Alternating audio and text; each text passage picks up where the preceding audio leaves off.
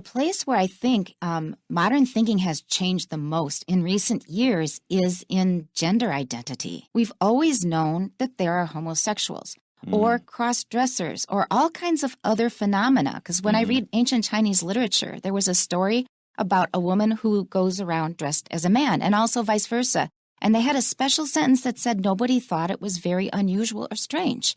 This was way back in like the 4th century. So this has been around forever, that genders are not really as clearly defined as we may have liked to think. Just by saying male or female, we think that's the end of the story. It has never been the end of the story, but it's just made the world easier to deal with in some ways. And that surprised me. So when I first felt it was a long time ago. I was looking at a form.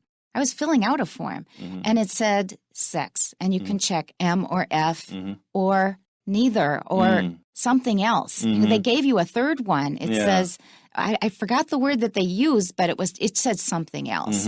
And I thought, how can there be something else? This was right at the beginning of the time when we were starting to realize that there's a continuum. It is not just black and white. And there are many, many different combinations. So maybe they're born as a male, but they think they're actually a female, but they're still attracted to women, for example. Yeah. Or something else. Maybe they feel like, or they're bisexual. They think, they're equally attracted to both sexes, or maybe not equally, but they feel it. And then there's people who just like to dress up as the other sex, but they're otherwise normal. For example, there are a lot of men like this. They like to put women's underwear on. And that is just their secret pleasure, but they're still a normal husband and father. So there's so many possibilities.